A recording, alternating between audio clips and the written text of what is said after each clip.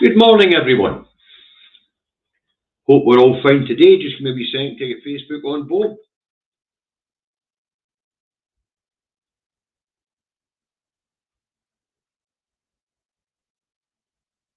Some interesting headlines today.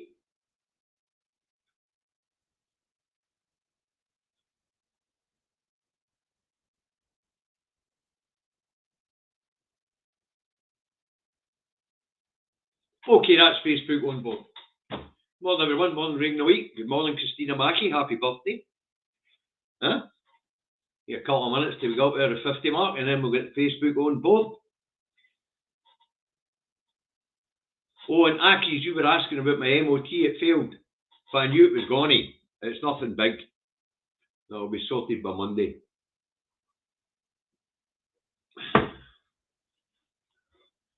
So, I'm not concerned about the MOT thing. Now, have you got any Facebookers in yet?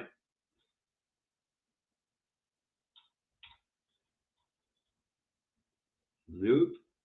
Anyway, who's in? Alex, Liz, June, let's see, Julie's in, Aki's in, Mad Monk, Barbara, Lorraine, all the Lorraines actually, Mark, Stevie Bankier, Eddie, don't see Wolf Pet there this morning. Yeah.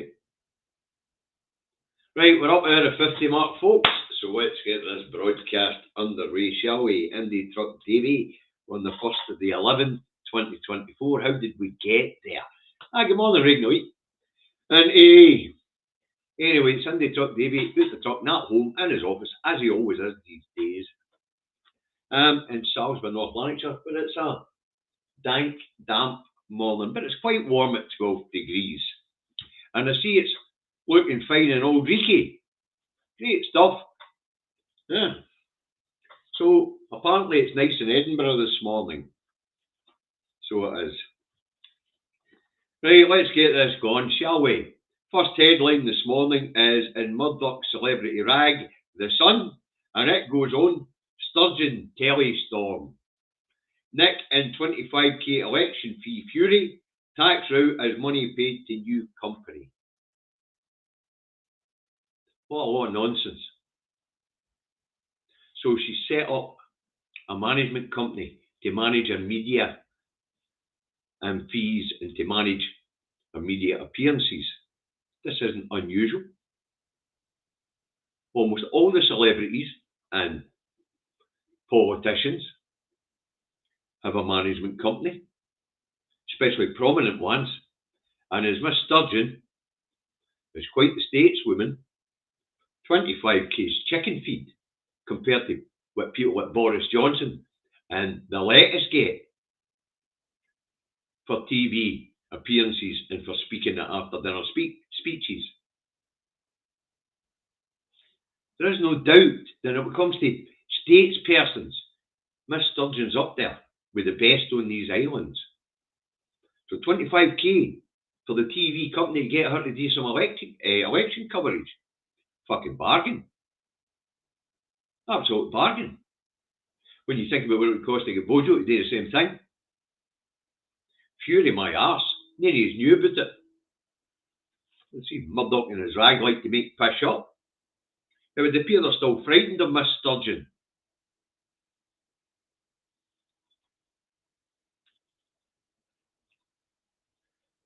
No, Aki's nae after chat today, mate. Sorry. I've just explained my car's failed its MOT. I need to go and get that sorted out. Right, and I've got to nip into the bank as well and sort out £250 to Tarver and £250 to Arishig. Right, so next up is the Daily Fail. I'll put this one up because, well, you know, this really is going to be up there. And most of the headlines, folks, so get ready for this. Reeves tax rate to cost charities $1.4 billion a year. They warn over devastating impact of national insurance hike, and markets take fright as pound falls and borrowing costs rise. So the budget hasn't went doing well with the markets. In fact, Rachel Reeves was scrambling about all day Thursday after the budget and after the debate in the Commons, trying to calm traders down as money was fleeing the UK. As been reported in the financial papers, traders have been dumping UK assets, and this is going to be the impact on the third sector, because the third sector do have employees and they do have to pay those employees national insurance. So that will be the cost of the third sector, apparently. But as I say, this budget has the market taking fright. Right, next up, the Herald, and it goes on, concerns over lack of cash to dual the A9. And we've got all the unionists fucking moaning about the A9 and what it's going to cost to dual it, how long it's taking to dual it, all sorts. Hey, unionists, here's a wee news flash for you. You got what you fucking voted for. And according to all the economists, this budget is going to make us all poorer, to the tune of £1,400 a year, apparently. Put that on top of the £1,800 a year we've fucking lost because of Brexit, and all of a sudden we're fucking four grand worse off for being in your fucking union.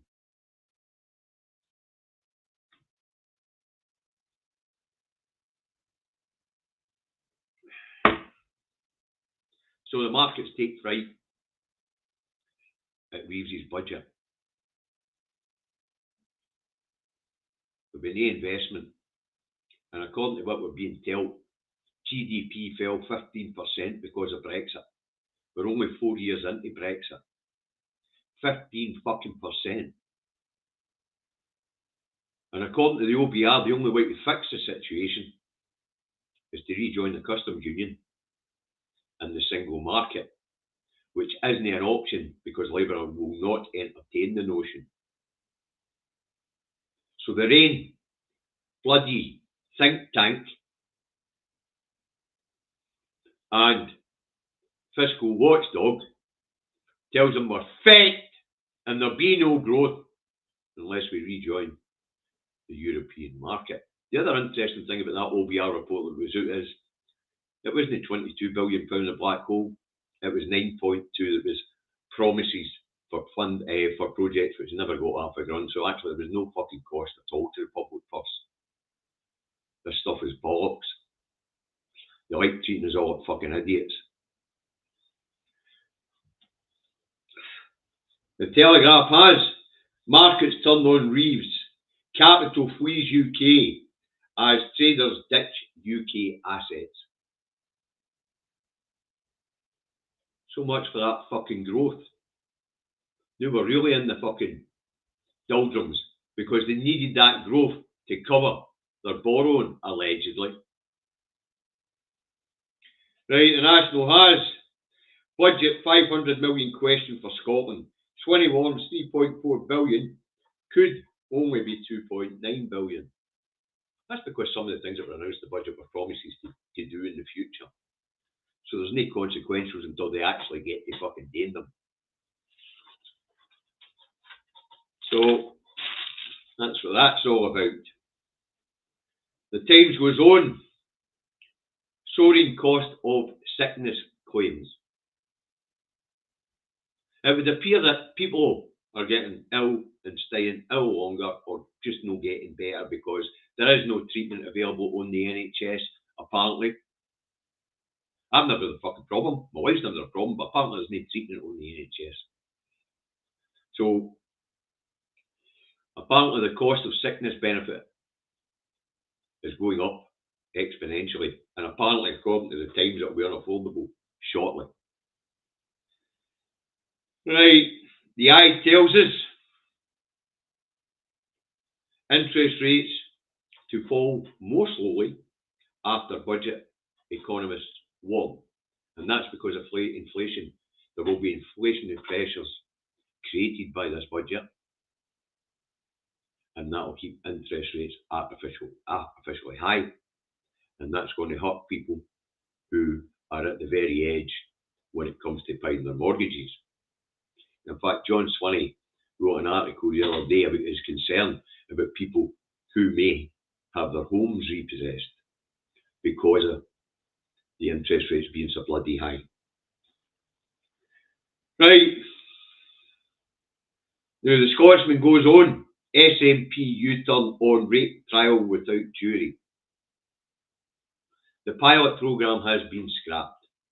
Now, it seems to have been acceptable for defence lawyers when it came to cases of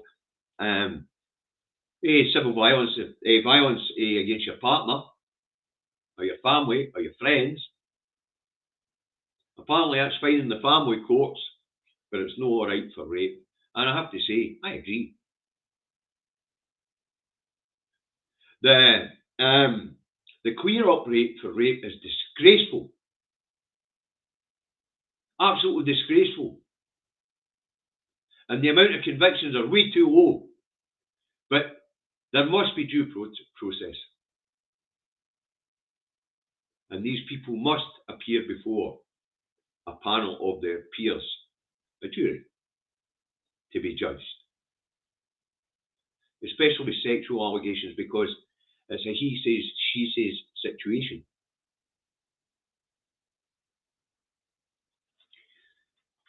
Right, the Daily Record goes on. Road rage story. It goes on a road rage story. Road rage. Maniac scarred me for life. This is a cyclist that some motorist had terrorised on the road. Anyway, the motorist got 3 years now. Pokey. And apparently the cyclist is scarred for life. Must have been a right bad incident. Wow. Right, and the Metro goes on. 400 victims of Al Fayed. Now, apparently, the billionaire Al Fayed, who was repeatedly refused UK citizenship, even though he owned Harrods and lived here as a non-dom, apparently he sexually assaulted 400 plus women. And they have put a group together and they are suing the Fayed estate. 400 victims. Fucking hell. Wow. Or is this just another one like the Sturgeons? Like Miss Sturgeon, whose name's to be dragged through the fucking mud for no reason whatsoever? I don't know. This guy was a billionaire, got a big estate.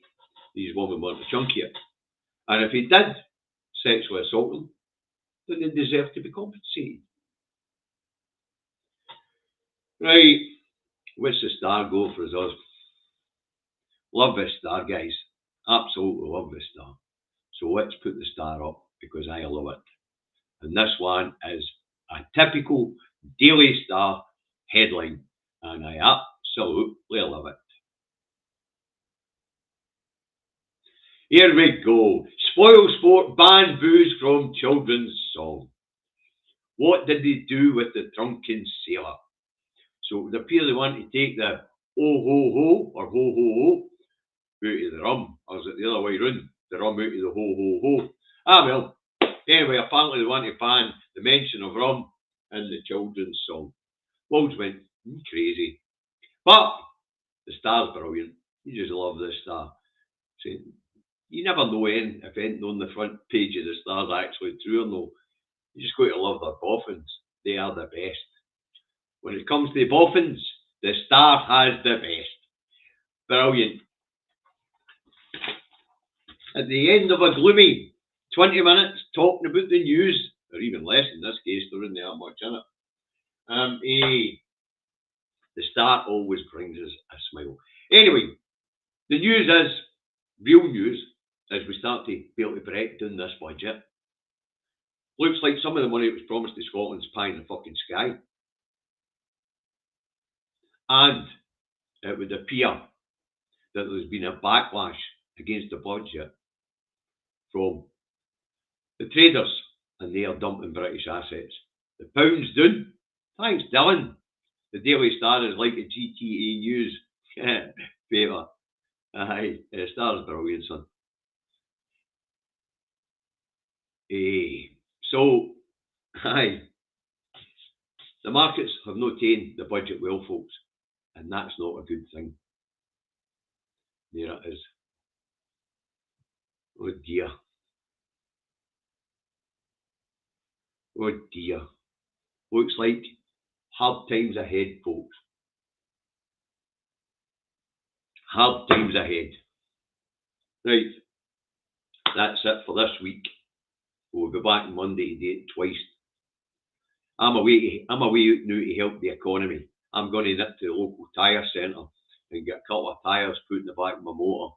Then I'm going to go to the local garage and I'm going to see my mechanic there, Robert, and I'm going to book the car in.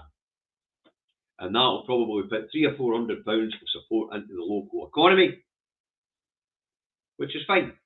I need the bloody car. Well, actually, I don't. It only does 40 mile a week. Right, look after yourself. Have a good weekend. I'm off to feed the cat and then down to the local tyre centre to buy a couple of tyres. See you on Monday. Be good. Don't do anything I wouldn't do. Never mind. Have a nice weekend.